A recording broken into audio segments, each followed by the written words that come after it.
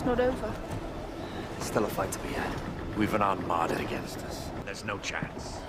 It's only a fool's chance. And it's not something I'm intending to die for. You're right. Then what shall we die for? You will listen to me. Listen! The Brethren will still be looking here to us, to lead. And what will they see? Frightened bilge rats aboard a derelict ship? No. No, they will see free men! And freedom! And what the enemy will see is the flash of our cannons. They will hear the ring of our swords, and they will know what we can do! By the sweat of our brows, and the strength of our backs, and the courage of our hearts. Gentlemen, hoist the colors. Hoist the colors. Hoist the colors. Hoist the colors! Aye. The wind's on our side, boys! That's all we need!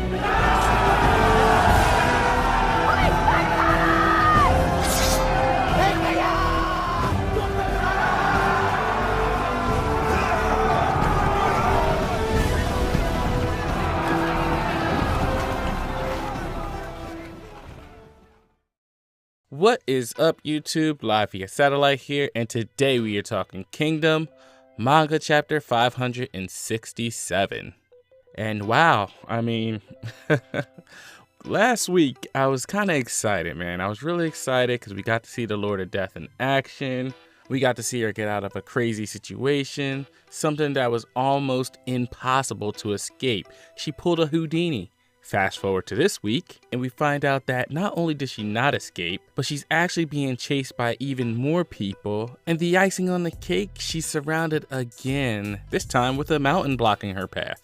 So I have no idea how we're going to get out of this one, guys, but I'm going to tell you what, if we do, and Yotanwa does something epic, I probably wouldn't even be able to do a review that week, guys, because my mind would be so blown that even doing simple things like formulating words would be, for me at that point, a fairly difficult task. The big shocker, winning only 2 despite 10 nominations.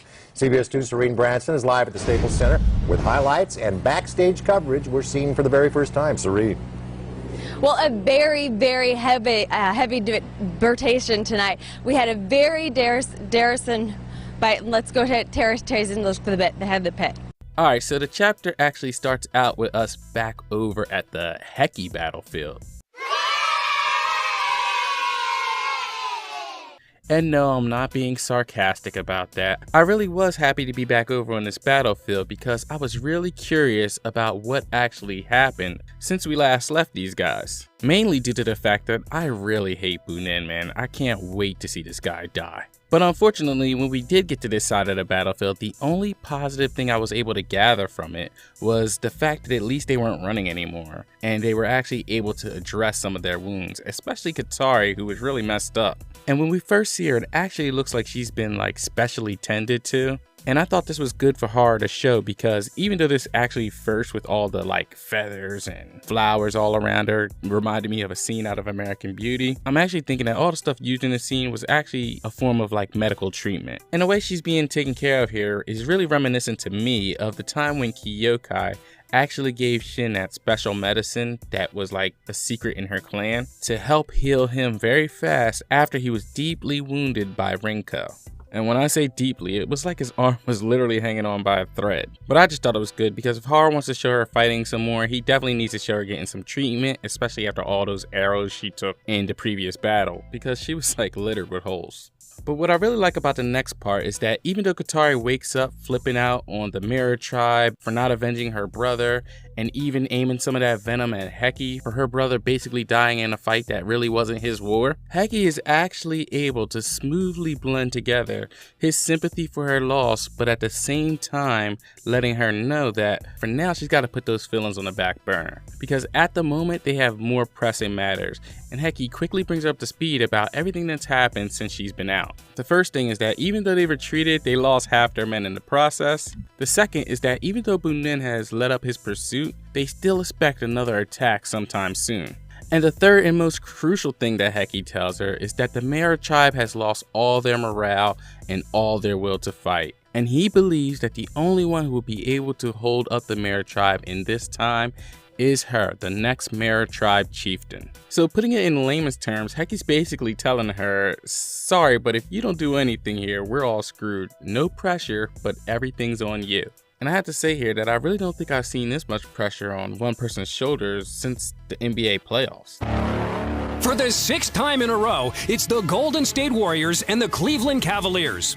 And after having no real help in years, LeBron has finally said, "F it, I'll play them all by myself." But Heki's words actually take her into a flashback, remembering some of the lessons that she learned from Qatari as a young girl. And basically, the whole gist of this lesson was that being a chieftain was similar to being a parent. And that as chieftain, you must always do whatever needs to be done for the tribe's sake. And that no matter the situation, example, him dying, you must always think of the tribe first. And I have to say, I really actually enjoyed this flashback. It actually gave us a more in-depth look into Qatari, and we actually see why his people love and adored him so much. Because you can really see that he actually really cared deeply for his tribe. And as Qatari comes out of this flashback, realizing that she needs to do what Qatari would do, she just outright punches Heki in the face and pretty much tells him that she already knows all the stuff that he had been spouting to her earlier. And this was just too funny to me because at this point, this is the second time we've seen Qatari just lash out on Heki.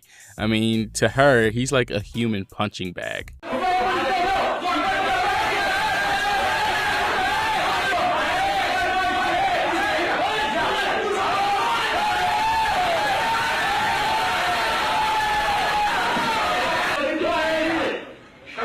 And then after being officially installed as chieftain by her grandfather, who I also found funny because, I mean, he told her straight up, well, you're not as dependable as your brother was, but you know what? The tribe loves you just as much. To me, that was not a good vote of confidence. But unfazed by this, Qatari gets right to work, not only organizing the men, but also making it forbidden to shed another tear until Qatari's death has been avenged. And with that, she turns to Heki saying that she cannot forget Qatari's death, but she says that with the rage that is burning in her chest, she will rally herself and slay Bunen. And I have to admit, man, this next line sent shivers down my spine as she says, "Who chases after us as if we are easy prey."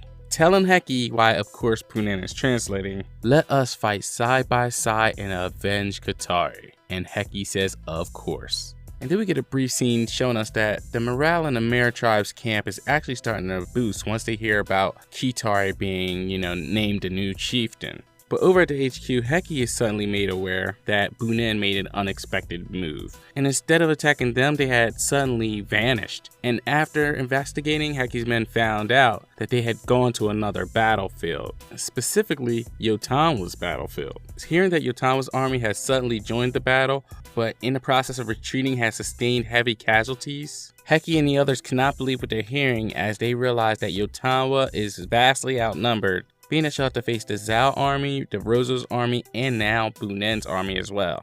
And then the chapter actually switches focus over to that battlefield, specifically Rozo and Sun Suiju. And we see that they have pursued Yotanwa'S army even into the night, gradually wearing down their numbers before finally they wound up chasing them to a place called Ground of Walls, which basically is a dead end and actually kind of reminds me of the wall from Game of Thrones. And Rozo, believing that he now has the mountain tribe cornered, believes that it's finally time to peel off the mountain king's hide. And normally I wouldn't take this so literal, but it's Rozo, so you gotta take it at face value. Tell me a slang term that means wife.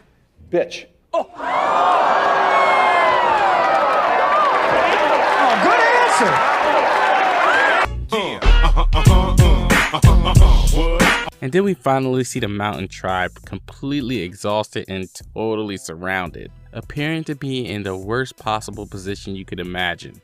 So bad, in fact, that even Kosun Ryu, the guy who was getting his ass handed to him earlier this fight, even begins to chime in, saying that this is the end of the line, and I hope right now you're cursing your stupidity in choosing to get involved with the War of the Plains, and that how it was an even more foolish decision to go along with Quinn's war that they had recklessly sought, and that they will send them to their graves and end the Battle of Ryo-Yu, and with it, Quinn's hopes of taking Gyo.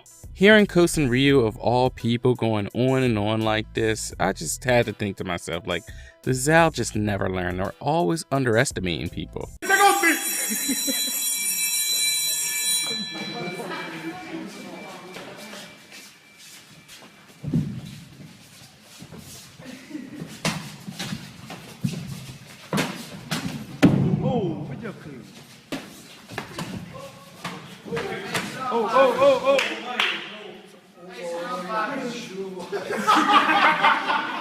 Then over at Yotanwa, with her men exhausted to the point that in a few panels we literally see them falling off horses and actually the horses themselves collapsing, Yotanwa, as if she's the one in an advantageous position, begins barking out orders positioning her men to get ready for an attack. And it was this voice that actually pulled these men out of their daze, because we find out that they were so exhausted and wounded that many of them had already made their peace. But Yotanwa tells them to lift their heads, saying that they cannot fail their comrades here, and that everything they've gone through up until this point was for this moment, and for them not to stop fighting until their dying breath. And hearing all these words, we see the morale begin to change amongst the troops, because her voice isn't one of someone who has lost all hope, but it is instead that of one who still had no intention of losing. And she tells her men that the sun that rises tomorrow shall be a sun celebrating their victory. As she screams out to her men, all troops charge. And that was the chapter in a nutshell, guys. So that was another great chapter of Kingdom. I mean, it's sad that it has to end off on a cliffhanger because I feel like we've already had this cliffhanger before with Yotanwa looking like she's in a completely unescapable situation. And the real kicker is that we have to wait 2 weeks to find out what's gonna happen. But yeah, I really actually enjoyed this chapter. It seems like Hara was putting like a lot of symbolism into it. And you really didn't have to look too much further than the title, because I mean, calling it Tomorrow's Sun, and then saying that this does not only pertain to Yotanwa's speech at the end, but it also pertains to Kitari and her new role as the leader of the Mare tribe. Because as you know, the chieftain of the Mare tribe is actually looked upon as the sun for their people. And we actually see a few people calling Kitari their new son in the chapter. But another symbolic thing I think that Hara did was, even when Kitari punches Heki, right? Even that was a significant thing, because just before that punch, she's asking herself, what would Kitari do? And once she punches Heki, it's almost like saying that was her last time being just plain old Kitari. And from that moment onward, she turned into Kitari the chieftain. Because if you notice, her whole tone toward Heki changes after that punch. She even starts addressing him with the same type of respect that Kitari would have been using. As she's not calling him idiot or moron or anything like that, she actually refers to him as General Heki. And whereas she would have never asked for his assistance before, we actually see her requesting that Heki work side by side with her to avenge Kitari's death. So the one thing that really surprised me in this chapter was I was not expecting like a real nighttime battle.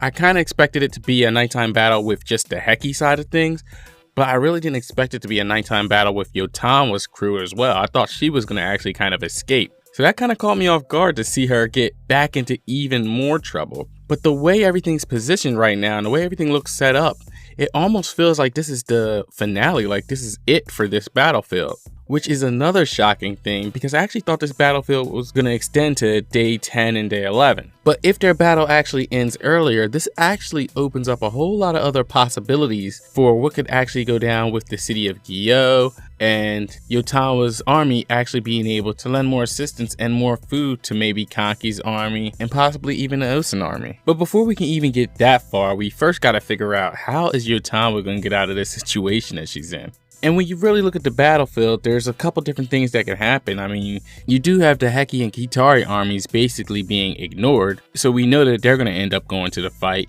But the two other deciding factors are going to be what happened with Impo and what actually happened with the Figo King's army. Because if the Figo King was actually able to shake off the Torque army, or better yet, defeat them, then him and his men could actually come and aid in the fight. And at this point, we all know that something is definitely going to happen with Old Man Impo.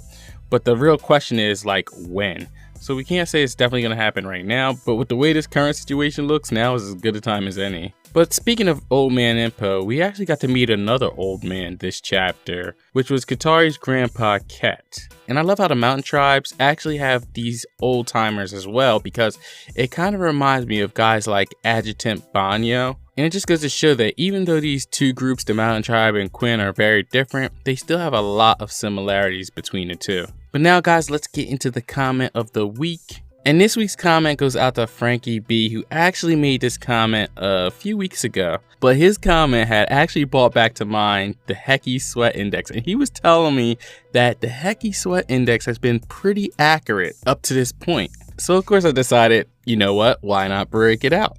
And I used it throughout the whole Hecky portion of the chapter. And what was so funny was that as Hecky's conversation with Kitari escalated, so did the sweat bead count. But when the situation got to the point that Kitari was finally ready to take control, pretty much relinquishing Hecky of the heavy burden of leadership, we see Hecky make history here, because even though his face was full of sweat in the previous panel, this man defies all logic and literally breaks my chart into pieces, as we see him in the next panel with 0 beads of sweat, prompting us to have to make the first adjustment ever to the Hecky Sweat Index. Adding an additional row 0, 0 beads of sweat. Thank God someone else is in charge.